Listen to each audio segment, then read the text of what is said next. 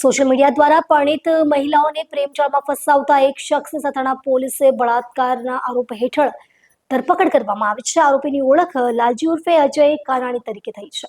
Police સૂત્રોના જણાવ્યા મુજબ આરોપીએ સોશિયલ મીડિયા મારફત એક પરિણીતા સાથે મિત્રતા બનાવી હતી. મિત્રતા ગાઢ થયા પછી આરોપીએ મહિલાને તેની પત્ની બીમાર છે અને ટૂંક સમયમાં મરણ પામશે, ત્યારબાદ તેઓ લગ્ન કરશે એવી ખોટી લાલચ આપી હોવાનો આરોપ છે. આ લાલચ આપી આરોપીએ 3 વર્ષના સમયગાળા દરમિયાન મહિલાને સુરત અને ગોવા સહિતની વિવિધ હોટલોમાં લઈ જઈને તેની સાથે શારીરિક સંબંધો બનાવ્યા હોવાનું કહેવાય છે.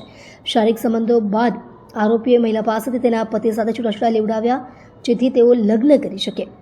મહિલાએ તેના પતિ સાથે છૂટાછેડા લીધા પછી આરોપીએ 1 વર્ષ સુધી તેને પોતાની સાથે રાખ્યા. જોકે આ તમામ વચનોના વિરુદ્ધ આરોપીએ પછીથી તેની સાથે લગ્ન કરવાની ના પાડી. પોલીસનો આરોપ છે કે આ સમયગાળા દરમિયાન આરોપીએ મહિલાના દસ્તાવેજોનો ઉપયોગ કરી GST નંબર મેળવ્યો અને તેના ઓનલાઈન એકાઉન્ટમાંથી એક ઓનલાઈન વ્યવસાય પણ શરૂ કર્યો. આ વ્યવસાય બ્રાન્ડેડ કંપનીના બ્લૂટૂથ અને ઇયરબડ્સના નકલી ઉત્પાદનો હોવાનું જાણવા મળ્યું છે, જે મહિલાના ઓનલાઈન એકાઉન્ટ દ્વારા વેચાતા હતા. આ સમગ્ર પ્રકરણની જાણ થતાં પીડિતા મહિલાએ સથાણા પોલીસ સ્ટેશનમાં આરોપી વિરુદ્ધ ફરિયાદ દાખલ કરાવી હતી. આ ફરિયાદના આધારે પોલીસે આરોપી લાલજી ઉર્ફે અજય કાનાણીની ધરપકડ કરીને કાનૂની કાર્યવાહી શરૂ કરી છે. આ પ્રકરણની વધુ તપાસ હાલ ચાલુ છે.